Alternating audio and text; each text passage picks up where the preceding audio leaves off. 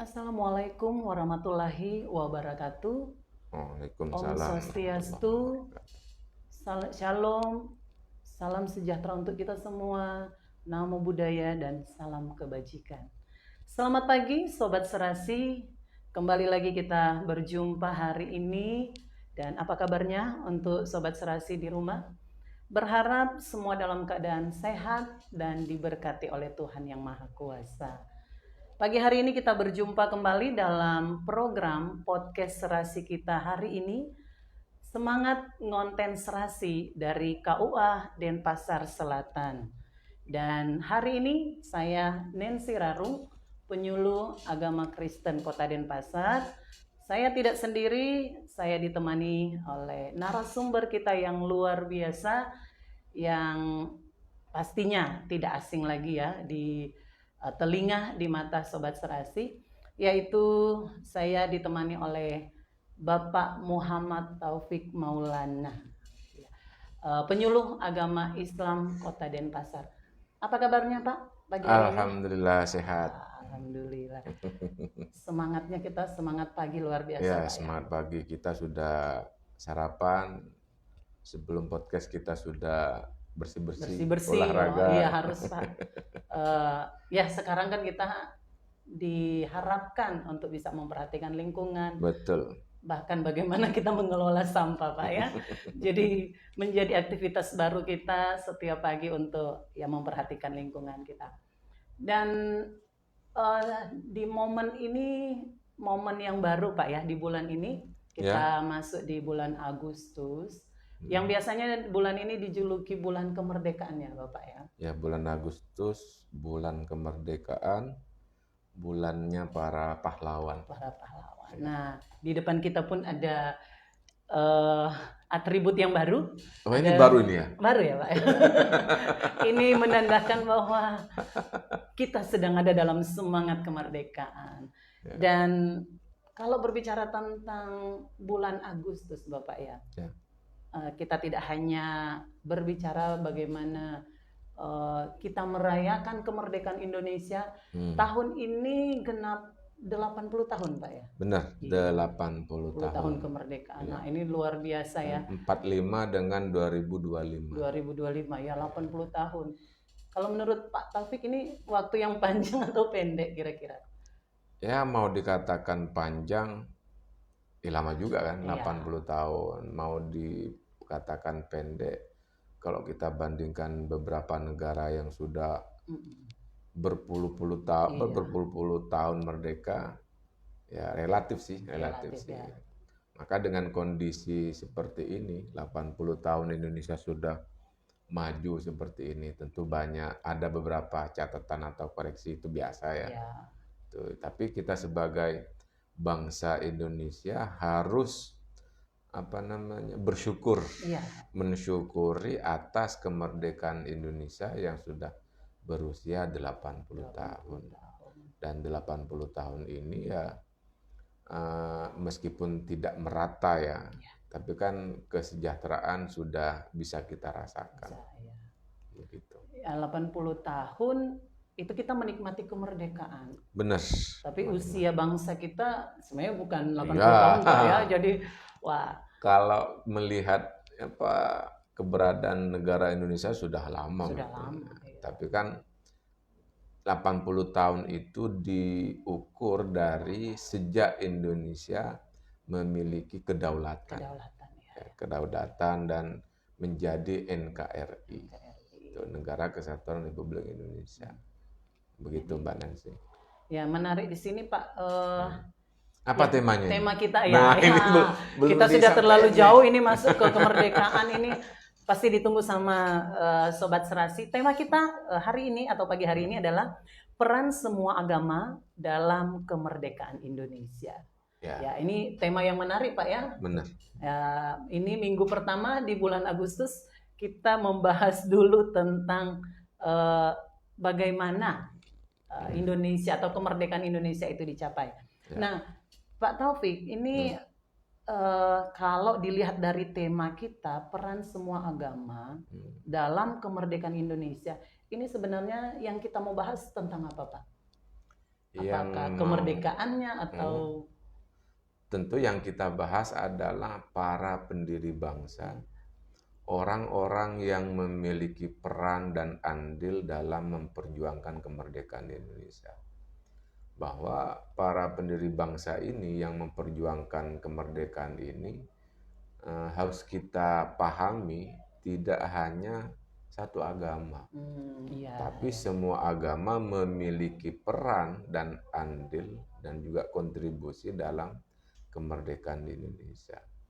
Maka kita sebagai generasi bangsa ya harus mengetahui siapa saja yang mendirikan negara bangsa Indonesia ini ketika memerdekakan begitu. Dan memang tidak hanya misalnya saya dari Muslim, ya tidak hanya orang Muslim saja yang kita kita hargai dalam memerdekakan Republik Indonesia, tapi agama-agama lain juga memiliki peran dan itu juga kita harus hormati. Begitu. Makanya kenapa negara Republik Indonesia ini disebut dengan negara persatuan ya. NKRI, Negara Kesatuan Republik Indonesia. Karena memang yang pertama tadi itu semua agama di Indonesia ini memiliki peran dan kontribusi untuk memerdekakan Republik Indonesia. Begitu Mbak Nancy. Ya, ini sebenarnya temanya menarik ya. Mungkin saya secara pribadi baru kali ini ya mendengar tentang, kalau berbicara tentang kemerdekaan, tentang perjuangan itu disoroti tentang agama, Mbak. Ya, jujur baru kali ini. Jadi ya biasanya kan dari kita kecil, ya zaman kita yang kelahiran 70 tahun 70-80-an itu dari kita kecil dari SD itu memang waktu itu ya aturan pemerintah waktu itu memang kita sangat diwajibkan untuk belajar tentang sejarah dan bahkan ada banyak momen di mana kita itu diberikan kesempatan untuk mengenang gitu ya dengan berbagai hari raya nasional. Tapi waktu itu kita selalu fokusnya kepada para pahlawan, apa yang mereka lakukan, perjuangannya di daerah mana, melawan penjajah. Belum pernah atau jarang kita mendengar bahwa bentuk perjuangan pahlawan ini berbicara juga dari latar belakang agama. Nah ini menarik. Jadi ya Sobat Serasi, ini tema yang menarik dan kita akan belajar dari Bapak kita, narasumber kita. Jadi ternyata perjuangan atau kemerdekaan Indonesia yang kita raih saat ini tidak hanya semata-mata kita selalu menyoroti skill atau bentuk perjuangan secara pribadi yang dilakukan oleh pahlawan, tapi juga kita melihat dari latar belakang ya para pahlawan itu. Nah mungkin Bapak bisa dibantu apakah ada data-data pahlawan-pahlawan mungkin dari latar belakang agamanya ya, dari semua agama. Dari semua agama. Ya, kebetulan Mbak Nancy saya juga ini mempersiapkan ya, nama juga sejarah kan harus sesuai, harus ada data ya. Harus, ya. Yang kita pelajari dari kecil dulu ya, dari SD, siapa-siapa gitu. Ini saya catat ada beberapa pahlawan ya dari semua agama. Misalnya dari Kristen itu ada Yos Sudarso. Itu juga pahlawan. Slamet Riyadi. Nah, Slamet Riyadi ini ada juga yang mencatat tadi itu beragama Katolik ya. Tapi yang data yang saya dapat, Slamet Riyadi ini beragama Kristen. Nah, itu mungkin ada beberapa versi ya. Kemudian ada Patimura. Nah, Patimura itu dari Maluku kayaknya. Pak. Bener, dari Maluku. Nah, itu biasa, itu daerah Kristen memang. Kalau kita sudah dengar Maluku itu pasti. Ini dari agama Kristen ya. Beberapa pahlawan ada dari agama Hindu, misalnya ada I Gusti Ketut Jelantik. Pasti itu Bali, Pak. Ya, Bali. Ada I Gusti Ngurah Made Agung. Ada juga yang menjadi nama bandara kita, I Gusti Ngurah Rai. Ini yang dari agama Hindu. Kalau yang dari Islam itu ada Haji Agus Salim, ya kan? Ada Ki Haji Hashim Asy'ari, ada Muhammad Hatta, ada Kiai Wahid Hashim. Tuh. Jadi ini semua pahlawan yang dari agama Islam ya, dari agama Islam. Kemudian yang dari agama Buddha ada Jenderal Gatot Subroto. Oh, saya baru tahu, Buddha, Pak. agama Buddha. Wah, saya baru tahu ini. Sama juga. Wah, saya pikir ini Gatsu, Ya, Gatot Subroto. Itu saya pikir Muslim malah, Pak. ya itu Buddha ya. sama juga Buddha ini. Tapi dari Jawa gitu. Ya, dalam catatan yang saya dapatkan ini beliau dari Jawa Tengah. Wow. Ya, kan? Jawa Tengah, beragama Buddha. Buddha. Ada Sumantri, Brigjen Sumantri. Itu Buddha juga, Pak. Agama Buddha. Tuh. Oh. Kemudian dari agama Katolik nih. Ya. Ada Wage Rudolf Supratman. WR Supratman. WR Supratman. Oh, Biasanya, WR Supratman. Ya, yang kita biasanya ada lagu-lagu ciptaan. Ya beliau ya. Ya itu biasa kalau sudah WR Supratman itu terkena itu lagu. Itu dari agama Katolik. Oh, Katolik. Ada Willem van Eldik. Oh, itu namanya kayaknya nama luar ya, Pak, kedengarannya. Beliau ini dari mana beliau ini? Bandung kembali Jawa dari Makassar. Dari mungkin Makassar. Dia Pak ya? Mungkin namanya... ya. Ia memperoleh ijazah dari Klem Abtenar. Dari mana ini? Terus kemudian beliau itu kerja tinggal di Jakarta. W. Supratman ini. Asalnya dari Makassar. Kemudian ke Bandung, setelah ke Bandung ke Jakarta. Tuh. Kemudian ada Albertus Sugijap Ranata. Itu Katolik kayaknya ya. Katolik, dari Katolik. Biasanya, ya. Albertus ya, dari Katolik. Ya. Itu nama-nama Katolik. Nah, beliau itu dari catatannya ini dari Semarang ya, dari Semarang, Jogja, pindah ke Jogja, dipindahkan ke Yogyakarta. Tuh, jadi ini 5 agama ya. Ya. Ada agama Konghucu. Nah, agama Konghucu ini belum saya temukan. Mungkin karena ketika itu kan belum. Karena Konghucu ini baru ditetapkan di zamannya Gus Dur ya. Tapi dari semua agama ini Mbak Nancy, yang perlu kita pahami bahwa meskipun 6 agama sudah ditetapkan, bukan berarti selain agama yang 5 agama ini atau 6 agama ini tidak memiliki kontribusi dalam kemerdekaan Indonesia. Kenapa? Karena ternyata selain yang 6 agama ini, bangsa Indonesia itu ada yang masih berpegang teguh kepada keyakinannya. Ya, terus apalagi keyakinan, dan juga ada beberapa aliran yang itu masih belum diakomodir oleh pemerintah ditetapkan sebagai agama resmi.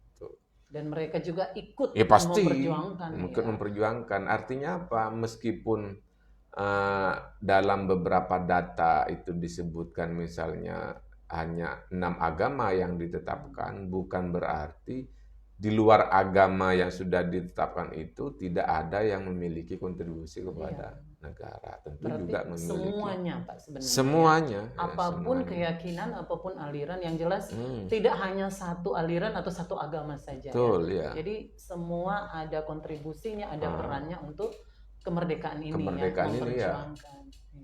Itu harus kita pahami juga itu bahwa tidak hanya 6 agama ini, tapi di luar 6 agama ini ada orang yang masih berpegang teguh kepada kepercayaan, aliran-aliran kepercayaan itu. Itu Mbak Nancy. Oh, ini menarik, Pak. Kalau dulu misalnya kita belajar tentang pahlawan ya. Memang saya secara pribadi pun kenapa saya kok agak terkaget, ternyata yang pahlawan ini dia agamanya ini, karena yang ada di pemikiran saya waktu itu ya kalau mau jujur Pak, memang selalu ya, kecuali ya dari daerah, misalnya saya dari Sulawesi Utara, ya pasti saya tahu pahlawan dari sana. Oh, Mbaknya Sulawesi Utara? Iya, itu di sana ada Marta Tiahahu. Marta Tiahahu sama Samratulangi. Itu pasti kan kalau dari daerah sana itu sudah pasti kan Kristen. Tapi dulu pemikiran saya di luar dari daerah saya itu pasti semua pahlawannya Muslim, Pak. Ya, tiba-tiba ternyata si Gatot Subroto itu Buddha. Dan yang lain, wah Katolik ini menambah ya, jujur menambah pengetahuan saya juga secara pribadi, dan ya berharap Sobat Serasi di rumah juga bisa pengetahuan tentang pahlawan kita ya yang sudah berjuang juga itu menambah ya, karena kita tidak hanya sekedar mengingat perjuangan mereka juga, tapi perlu menghargai latar belakang mereka. Dan ini akan menjadi salah satu yang menolong kita juga ya di masa sekarang, Pak ya. Mengingat pahlawan kita di masa lalu itu menjadi satu motivasi perjuangan atau yang kehidupan yang kita jalani di masa kemerdekaan ini ya, belajar dari mereka. Nah, kalau menurut Bapak apa yang seharusnya? Apa yang seharusnya kita di zaman kemerdekaan, enggak usah lah yang bapak mama kakek kita yang sudah mendahului kita ya, kita yang masih hidup sekarang, entahkah kita yang sudah mulai lansia atau bahkan sampai yang mungkin masih sekolah SD, bagaimana bentuk kita ikut, bukan memperjuangkan lagi ya, mempertahankan kemerdekaan ini ya, lebih kepada keagamaan kita atau keyakinan kita, bukan lagi bentuk kita angkat apa ya bambu runcing, bukan Pak, tapi menurut Bapak apa yang seharusnya kita lakukan? Oke, ya sebagai generasi, sebagai penerus bangsa, yang pertama yaitu tadi, yang pertama itu kita harus jasmirah, jangan melupakan sejarah bahwa negara ini dibangun oleh semua agama. Maka jangan sampai ada orang merasa ini dibangun oleh agama saya, hanya satu agama, itu keliru. Iya, betul. Kalau kita sudah menyadari bahwa negara ini tidak hanya dibangun oleh satu agama, maka kita hidup dengan agama Hindu, Kristen, Konghucu dan seterusnya itu akan nyaman, tenang gitu. Nah, ini sebagai bentuk bahwa kita menghormati perjuangan para pahlawan, bahwa kita ini hidup berdampingan tanpa harus ada konflik atas nama agama. Ya.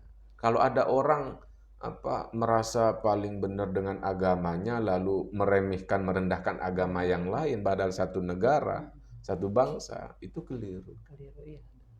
Berarti dia tidak paham sejarah. Sejarahnya Indonesia ini dibangun oleh semua agama. Jadi itu untuk mempertahankan kemerdekaan kita, memperjuangkan keutuhan negara kita. Kemudian sebagai generasi muda, kita jangan sampai gampang terprovokasi. Terutama sekarang media sosial ini, Mbak Nancy ya. Jangan. Itu rawan sekali sebenarnya, Pak ya. Itu tidak hanya perbedaan agama, etnis, budaya, bahwa negara ini tidak hanya dibangun oleh satu orang Jawa misalnya, enggak. Tidak hanya satu suku. Nah, satu suku enggak, tapi semua suku memiliki peran, semua agama memiliki peran.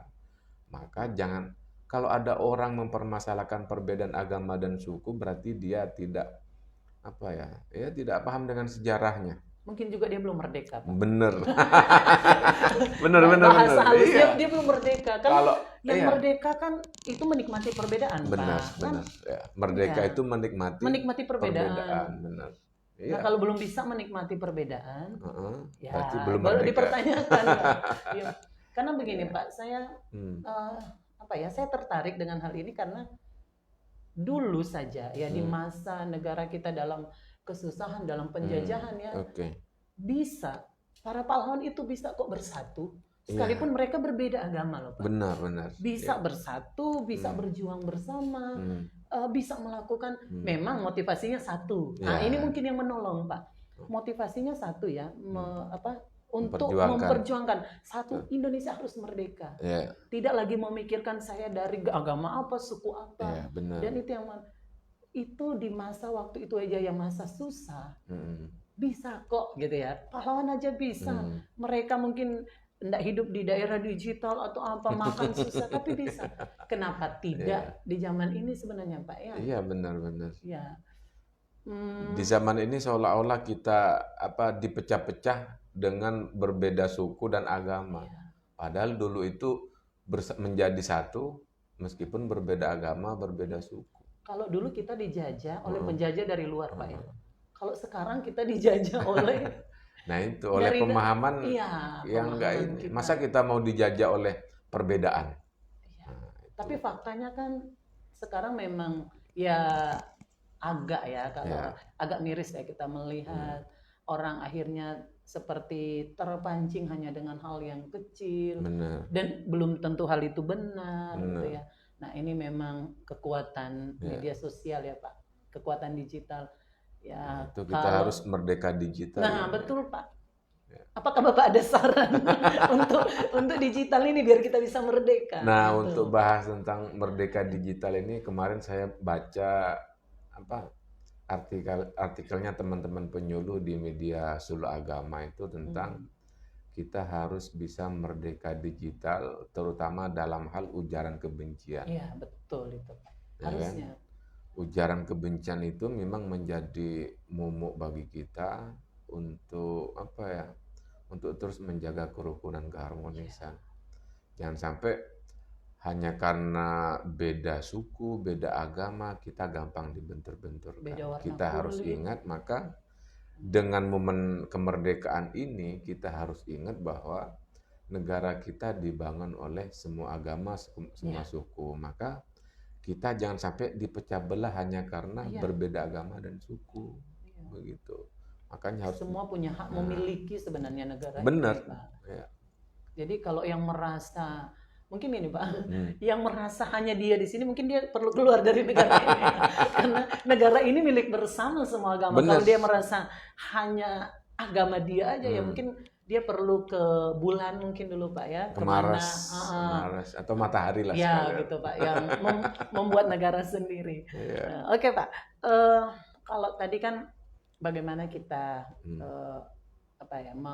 istilahnya menghidupi kemerdekaan ini dalam kebersatuan sebenarnya ya, intinya persatuan. Nah, kalau menurut Pak Taufik nih, ada enggak usul pada pemimpin kita, pemerintah kita, bagaimana caranya atau ya program lah dari pemerintah untuk memelihara ya dalam tanda petik memelihara kemerdekaan ini lebih kepada moderasi ya, kita bicara moderasi, artinya negara ini bukan hanya milik satu agama, melihat dari zaman dulu dari perjuangan. Nah, ada enggak pesan sedikit untuk pemerintah kita ya dari apa yang fakta yang terjadi di bangsa ini? Pesan penyuluh berarti ini. Iyalah, pesan penyuluh Pak. Kita kan ini penyuluh, bukan. Berarti kalau dari bawah ke atasan itu namanya interupsi ya? Oh begitu Pak ya. Kalau dari atas ke bawah namanya interupsi. Oh jadi interupsi gitu ya, izin dulu ya gitu ya. Boleh Pak, boleh. Kan boleh ya? Benar, kan boleh. Ya. Kan kita punya hak untuk mengusulkan saja. Siapa menyuarakan. Tahu, ya siapa tahu kita dengan podcast kita hari ini ada ke atas gitu Pak. Iya. Nah, bagaimana kita pemerintah ya untuk bisa menjaga memberi melalui program-program ya terutama tentang sejarah ini ya sebagaimana yang dipesankan oleh Pak Soekarno Jasmira, jangan melupakan sejarah. Jangan melupakan sejarah.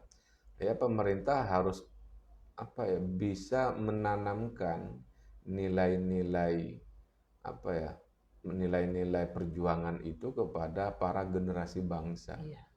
Harus menghidupkan pahlawan dalam arti spirit pahlawan itu harus bisa tetap dialirkan kepada generasi. Yang pertama itu ya tadi itu bahwa negara ini dibangun oleh semua agama. Maka generasi ini harus paham dan menyadari semua orang yang berbeda agama di Indonesia ini memang dari pondasinya seperti itu. Ya, pondasinya berbeda agama, berbeda suku, maka generasinya juga berbeda suku, berbeda agama.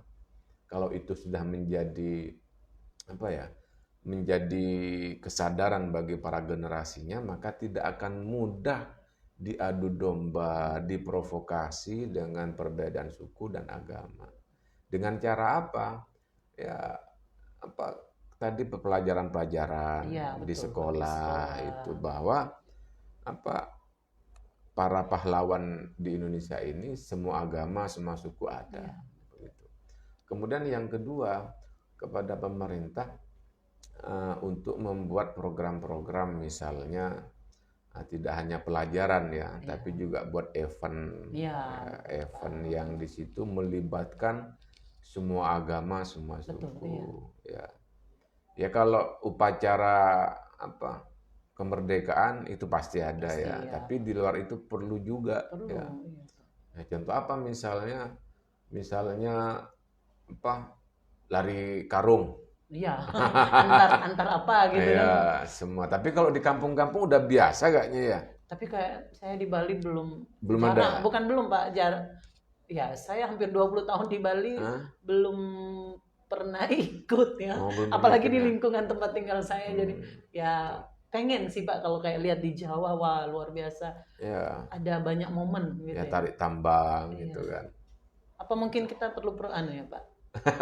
Program penyuluh di lapangan ya seperti itu, mengikat kesatuannya, moderasi salah satunya. Ya mungkin nanti kalau penyuluh kita bisa kemah moderasi beragama ya diantaranya itu, diantaranya buat dialog. Selain dialog juga ada ya seru-seruan yang membuat emosional kita semakin kuat. Begitu. Saya setuju Pak. Jadi kita mau ajukan kemana ini?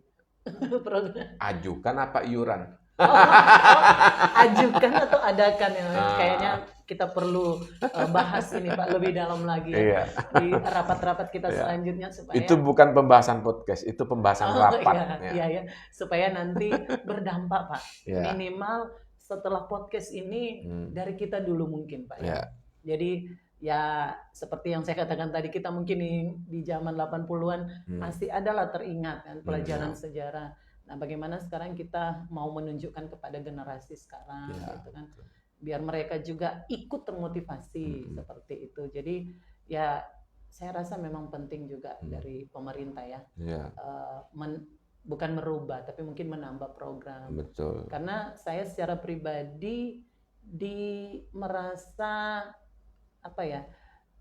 Ya boleh dibilang merasa diberkati dengan program yang dulu yang saya jalani waktu saya SD SMP, karena itu tertanam. Jadi itulah yang akhirnya menambah bagaimana melihat teman kita yang lain yang berbeda agama gitu kan, kita tidak melihat sebagai orang lain lagi, tapi kita tetap bersaudara di dalam negara ini. Seperti itu. Nah, Pak, terakhir terakhir bagaimana cara atau pasti masing-masing agama punya ya Pak. Nah yang saya mau tanyakan karena Pak Taufik penyuluh agama Islam.